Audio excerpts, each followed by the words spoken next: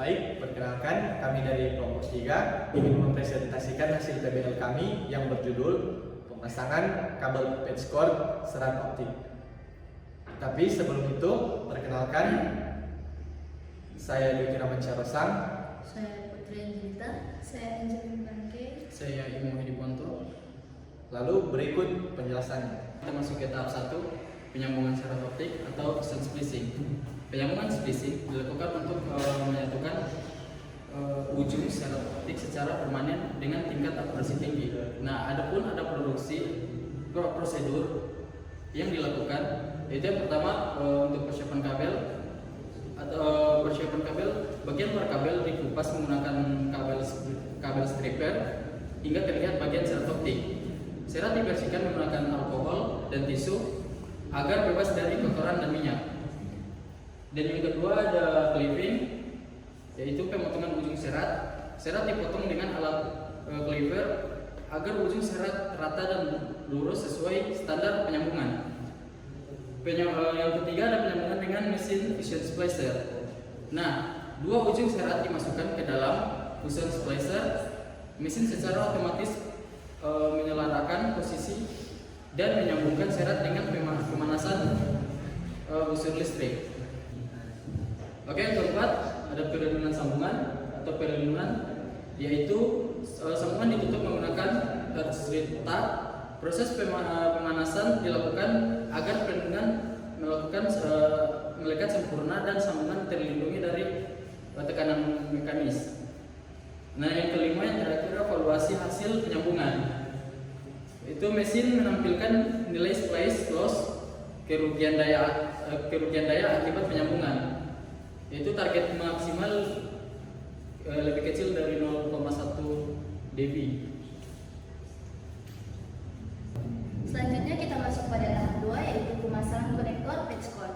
Setelah penyambungan selesai, dilakukan pemasangan patch cord untuk menghubungkan perangkat aktif seperti media converter atau switch dengan panel distribusi optik atau ODF.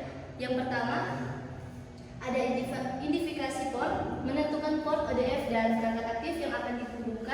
Dan kedua, pemasangan patch cord, pastikan konektor terkunci dengan baik dan tidak longgar dan tidak melengkung tajam. Oke, kita masuk ke tahap selanjutnya, tahap yang ketiga, yaitu pengujian dengan optical power meter atau OPM. OPM digunakan untuk mengukur kekuatan daya sinyal optik yang diterima. Pengujian ini memastikan bahwa sistem jaringan telah bekerja dengan baik dan loss sinyal masih dalam batas wajar. Langkah-langkah yang pertama yaitu sambungan alat. Salah satu ujung kabel dihubungkan ke light source pada panjang gelombang 1310 nanometer. Kemudian ujung lainnya dihubungkan ke OPM. Kemudian langkah yang kedua yaitu pengukuran daya optik. OPM menampilkan daya optik dalam satuan dBm. Kemudian hasil pengukuran dibandingkan dengan spesifikasi perangkat, umumnya min 15 dBm sampai min 25 dBm dianggap normal. Selanjutnya, kita masuk kepada kesimpulan. Berdasarkan kegiatan praktik lapangan yang telah dilaksanakan, dapat disimpulkan beberapa poin penting sebagai berikut. Pertama, ada pemahaman proses instalasi jaringan serat optik. Kami memperoleh pengalaman langsung dalam proses instalasi jaringan serat optik yang meliputi teknik fusion splicing, pemasangan konektor patch cord, dan pengujian sinyal menggunakan optical power meter atau alat OPM. Selanjutnya, kemampuan mengoperasikan alat kerja profesional.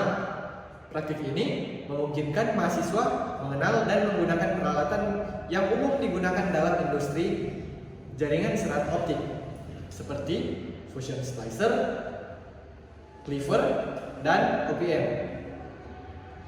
Setelah itu, poin ketiga, kualitas hasil pekerjaan sesuai dengan standar industri. Hasil pengukuran menunjukkan bahwa sambungan serat optik memiliki rata-rata splice loss sebesar 0,03 dB, jauh di bawah batas toleransi maksimal 0,1 dB. Selain itu, pengukuran daya sinyal optik menggunakan OPM menunjukkan nilai min 19 dBm yang masih berada dalam rentang optimal untuk operasional perangkat. Lalu, ada poin keempat, relevansi praktik dengan kompetensi teknik informatika. Praktik ini memperluas cakupan keilmuan teknik informatika karena jaringan fisik yang selama ini cenderung didominasi aspek logika dan pemrograman. Lalu, poin yang terakhir yaitu poin kelima, peningkatan kesiapan mahasiswa terhadap dunia industri. Dengan terlibat langsung dalam proses instalasi dan pengujian serat optik, mahasiswa lebih siap untuk menghadapi tantangan dunia kerja yang mengintegrasi kemampuan teknis dan praktis.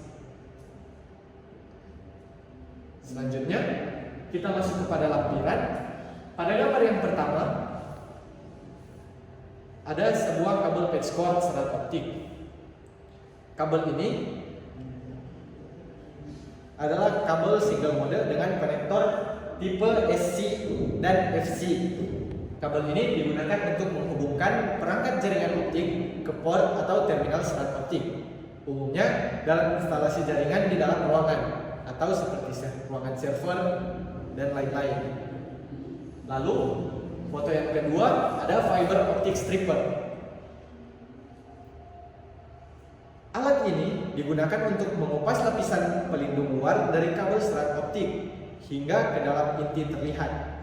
Alat ini memiliki beberapa ukuran lubang pisau untuk berbagai diameter lapisan kabel dan didesain agar proses pengupasan tidak merusak inti serat optik di dalamnya. Lalu ada optic cleaver. Optic cleaver berfungsi untuk memotong atau cleaving inti serat optik dengan presisi tinggi. Proses ini penting sebelum melakukan penyambungan fusion splicing karena ujung serat harus rata sempurna agar cahaya dapat diteruskan tanpa hambatan. Lalu ada fusion splicer. Fusion splicer ini berfungsi untuk menyatukan dua ujung inti serat optik secara permanen menggunakan pelelehan dengan busur listrik mikro. Proses ini menghasilkan sambungan yang memiliki rendaman sangat rendah sehingga cahaya dapat melintas hampir tanpa hambatan. Setelah itu ada heat shrink protection sleeve atau protection tube. Ini berfungsi sebagai pelindung utama sambungan serat optik.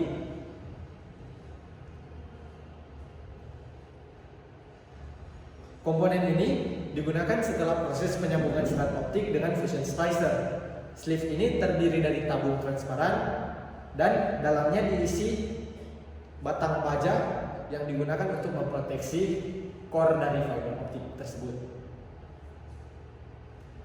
Nah, selanjutnya karena di kantor yang kita melakukan praktikum tidak memiliki alat OPM tetapi memiliki OTDR dengan fungsi yang sama.